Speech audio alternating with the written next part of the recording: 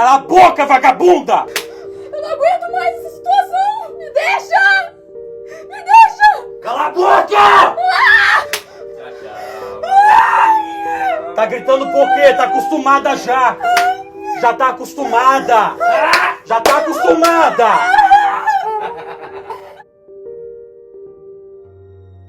Eu fui vítima de violência doméstica durante 22 anos e 5 meses. De tudo que se define na agressão contra a mulher, eu só não fui assassinada. O resto tudo aconteceu comigo.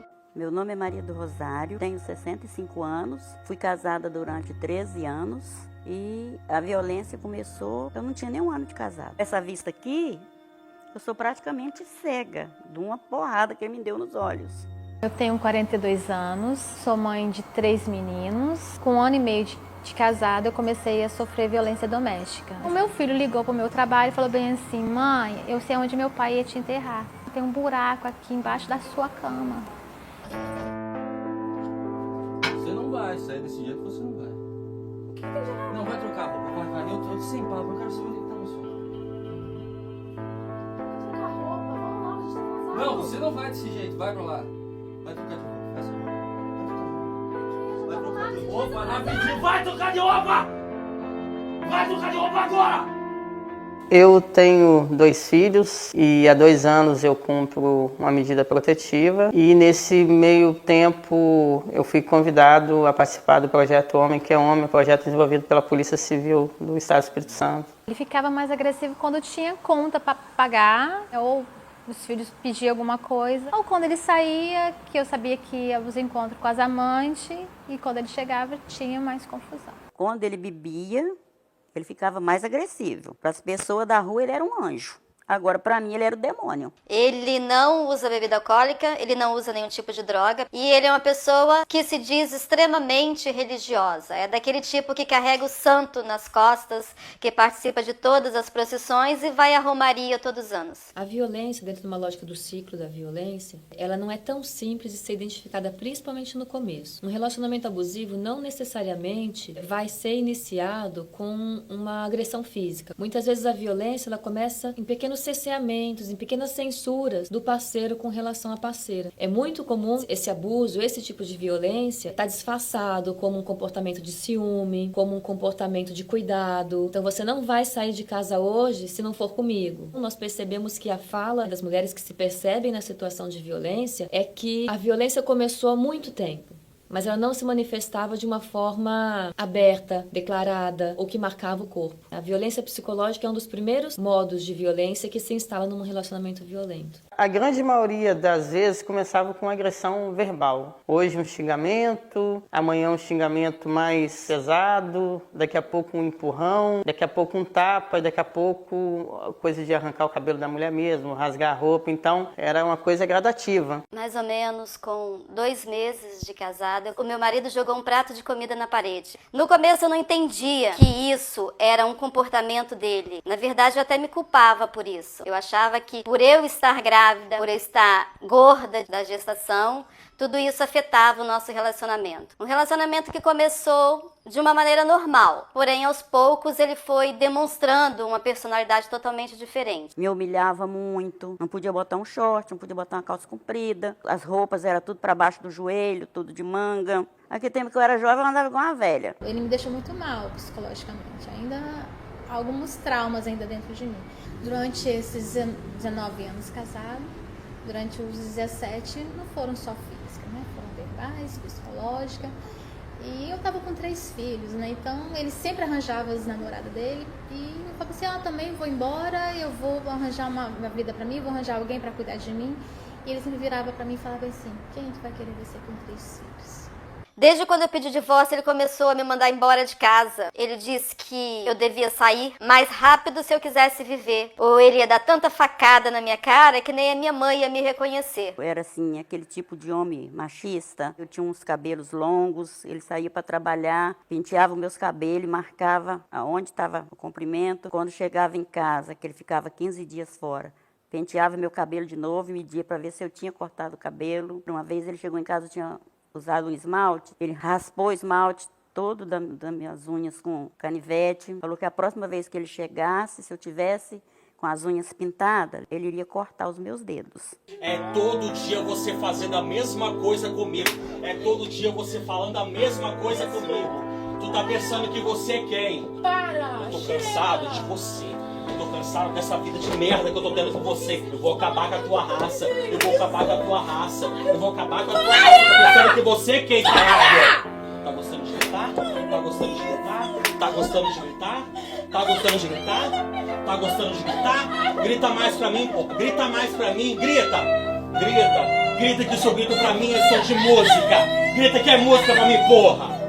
A violência do homem com relação à mulher, ela tem uma autorização cultural muito grande. Por mais que muitas pessoas tentem falar de uma natureza violenta do homem, da agressividade masculina, mesmo que isso realmente esteja presente, nós somos seres sociais. Nós somos educados para nos orientar, para nos relacionar com outras pessoas de uma determinada maneira. E a violência dentro das relações, ela tem uma permissão entre aspas, a gente pode dizer, mas ainda assim existe uma autoridade masculina na relação que muitas vezes faz com que o homem se dê o direito de fazer uso desse tipo de controle para manter a mulher se comportando ou agindo da maneira que ele acredita que é a mais adequada. Quando você tem esse sentimento de posse com relação a uma outra pessoa, essa pessoa deixa de ser humana de uma certa maneira. É muito comum nós falarmos de violência como a coisificação do outro. Você tira o direito, você tira a liberdade de ser do outro, da outra, no caso, quando nós falamos da mulher, para que ela fique moldada a um modo de ser que vai ser determinado apenas por um lado da relação.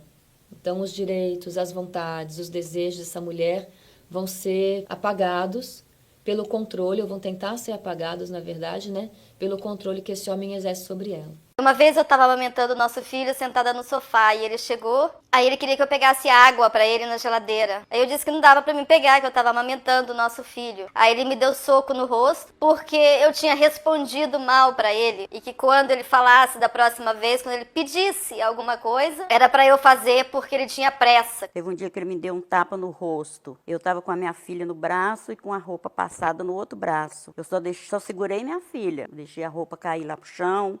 Aí ele veio e ficou chutando as minhas pernas, pegou uma peixeira, encostou a peixeira assim, na minha veia, e ficou me chutando, falando, me xinga aí, me xingou menos de santo. Fala ao menos que eu sou bonito. Eu era tonta de falar, para ele me enfiar aquela faca. Às vezes vamos vir com essa cultura de machismo mesmo e achar que a mulher tem que ceder ao que ele quer. A questão de se sentir dono da mulher, que a mulher é uma propriedade dele. O cara acha que por ele ser o provedor da casa, por ele trabalhar, a mulher tem que obedecê-lo, tem que fazer as coisas que ele quer, digamos assim, ele ser o manda-chuva, né, de casa, vamos usar essa expressão. Eu comecei a ter um problema de queda de cabelo. Eu fui no dermatologista, eu comprei os remédios e o dermatologista falou, corta o seu cabelo porque ele tá ficando muito fraco. E se você cortar, ele vai se fortalecer melhor e vai resolver mais rápido o problema. Eu cortei o cabelo. Aí eu cheguei em casa e achei que eu tinha feito uma boa coisa até então. E quando ele viu que eu tinha cortado o cabelo, ele começou a me bater porque ele disse que mulher dele não cortava cabelo sem consentimento.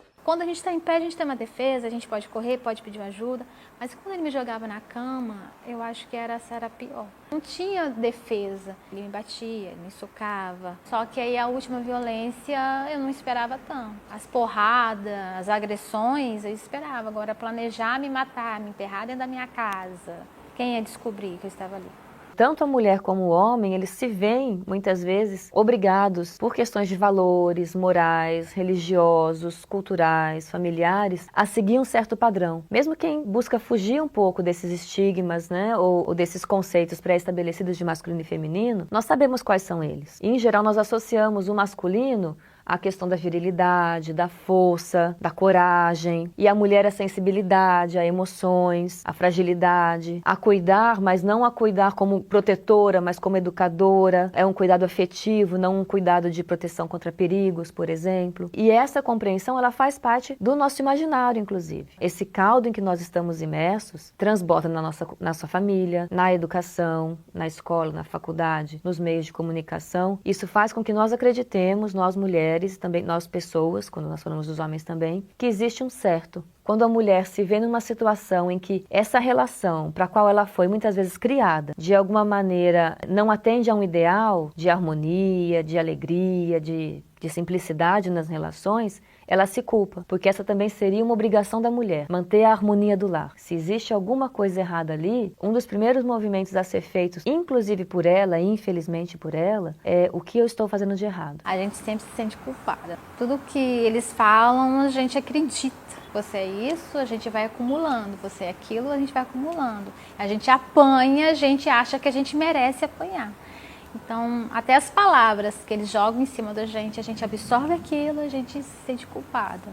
Eu nunca larguei ele, por amor dos meus filhos, porque ele sempre dizia que se eu separasse dele, que ele tomava meus filhos. Se eu revidasse, se eu tentasse alguma coisa, a maior prejudicada seria eu. Então, como estratégia de sobrevivência, eu aceitei ser agredida, eu aceitei ser humilhada, eu aceitei tudo que estava acontecendo. Enquanto a mulher entender que aquela agressão, que aquele comportamento do parceiro, do marido, do namorado é justificada por uma ação que ela entende que foi errada e ele também, esse comportamento dele vai ser um comportamento de ajuste mais do que de violência. Nós temos uma cultura que elege a violência, a punição, a coerção como um modo de educação.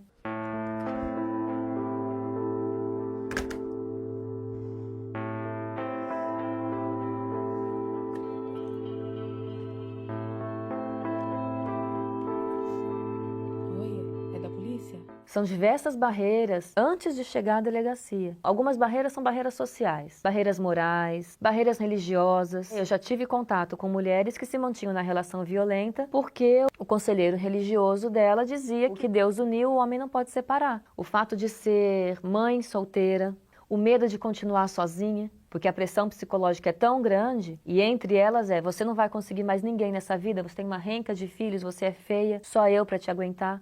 Então, conseguir forças para conseguir externalizar essa situação, para depois conseguir assumir e entrar nesse espaço dos serviços públicos, como é a delegacia, por exemplo, para registrar uma denúncia, é muito difícil. Antes de fazer o boletim de ocorrência, o policial que me atendeu falou que era para eu voltar para casa, que essas coisas de marido e mulher se resolviam em casa e na cama, que eu desse nele uma chave de coxa bem dada, que o problema seria resolvido. Eu saí da delegacia pior do que tinha entrado. Se eu fosse que nem as outras mulheres, não tivesse ido registrar queixa contra ele, porque tudo que ele fez comigo não teria dado em nada. Tinha 3 queixas registradas, aí foi isso que deu alguma coisa, que não foi a primeira vez. Nós temos hoje a Lei Maria da Penha, ela está entre uma das leis mais bem construídas com relação à questão da violência contra a mulher. Essa lei abarca diferentes tipos de violência: violência física, violência psicológica, violência sexual, violência moral e violência patrimonial. A partir do momento que a mulher opta por fazer a denúncia, ir até a delegacia, fazer esse registro de boletim de ocorrência, os trâmites legais e a própria lei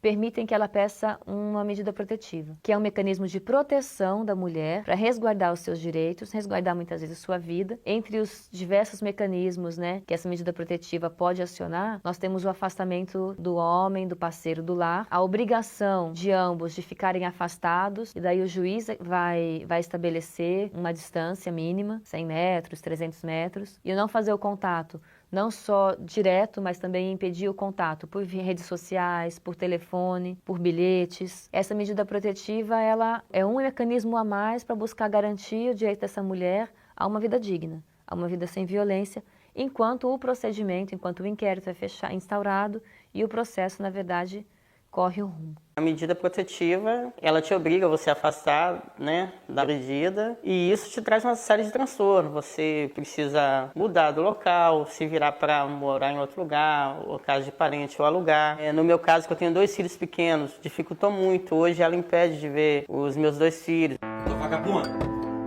Ô, tua vagabunda! O que é? Que eu fiquei à vontade de meter a mão na tua cara, como eu faço todos os dias. Fiquei com vontade.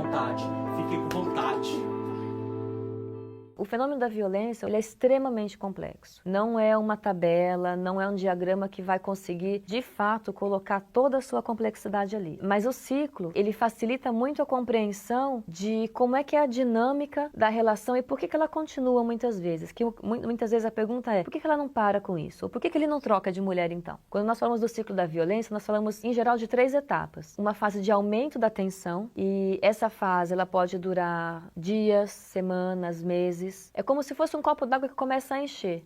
O momento de tensão, a fase de tensão é isso, é aquele copo d'água que vai enchendo, enchendo, enchendo com pequenas coisas. Às vezes é uma gota maior, às vezes é menor, mas esse copo vai enchendo. Esse copo cheio, ao transbordar, é o que nós chamamos da segunda fase do ciclo, né, que é a fase de agressão propriamente dita. A fase da agressão é quando aquele copo transborda e a violência explode. Aquele ciclo da violência que chegou ao ponto da agressão, ele foi uma responsabilidade nossa. Então eu paro, você para também, você se comporta, e é nesse eu paro e você se comporta que a fase de lua de mel se instala. Mas como não somos robôs, nossa subjetividade está presente, os relacionamentos, eles têm momentos que são mais disfuncionais, que têm desacordos, que uma pessoa quer fazer uma coisa e o parceiro não quer, inicia-se de novo a fase de aumento da tensão. O exercício da mulher, o exercício que nós temos que fazer com as mulheres é perceber que isso não é direito. A violência do homem com relação à mulher não é um direito adquirido em momento algum. O tempo passou na minha vida e eu me descobri realmente vítima de violência doméstica quando eu percebi que eu estava estudando escondido para fazer o Enem. Eu estudei, meu filho também se esforçou muito para estudar e ele conseguiu com o professor dele de história uns livros de história para mim. E foi com esses livros que eu consegui abrir um pouco a minha mente e consegui enxergar o que realmente acontecia comigo dentro daquela casa. Fiz o Enem e foi um inferno aquele final de semana, porque não tinha como esconder mais o que eu estava fazendo e eu precisei contar para ele. E eu contei que eu estava fazendo o Enem e ele me bateu e ele bateu no nosso filho também, porque o nosso filho estava me ajudando. Mesmo assim, a gente não desistiu. Eu continuei com o propósito de entrar na faculdade. Aí eu fui fazer o vestibular da UFES. E nesses 3 dias, nos 2 primeiros dias, ele ficou como se fosse o melhor marido e namorado do mundo. No último dia que ele percebeu que eu não desistiria de fazer a prova, ele voltou a ser o que ele sempre foi, um agressor, um misógino e um cara cretino. Eu fiz a prova, das 15 vagas, eu passei em primeiro lugar. E ele começou a me agredir verbalmente e fisicamente novamente, porque eu tinha passado. E disse que era para eu escolher ou ele ou a faculdade. Então eu disse que na minha concepção existe ex-marido, mas não existe ex-diploma. E eu escolhi ficar com a faculdade. Eu achava assim que se eu não tivesse um homem para estar ali para me dar arroz com feijão, eu ia morrer de fome. Como é que eu vou fazer? Como que eu vou viver? Até que ele matou uma pessoa para lá, foi preso. Aí que eu fui acordar, eu fui aprender a me virar sozinha. Eu não tinha, assim, vida própria. E assim eu fui vivendo durante 13 anos. Mas ele não me dava paz. Eu só tive paz mesmo depois que ele morreu. Agora eu me sinto uma mulher livre. O meu esposo agora, eu faço o que eu quero. Corto o cabelo, se eu quiser deixar crescer, eu deixo crescer. Se eu quiser usar roupa de alcinha, eu uso de alcinha. Se eu quiser usar de manga, eu uso de manga. Conversando com a minha filha lá, ele falou assim, aí a Maria que resolve, o que ela decidir, tá decidido. Hoje eu me sinto mulher. E tô desfrutando da pensão que o ordinário que me batia deixou pra mim, né? Agora eu como o dinheiro dele lindo, maravilhoso, dormindo com o outro. Então agora eu me sinto uma mulher livre. Entendeu? Cadê meu celular? Eu vou ligar pro 80. Vou entregar teu nome, explicar meu endereço. Aqui você não entra mais, eu digo que não te conheço. E jogo lá fervendo se você se aventurar.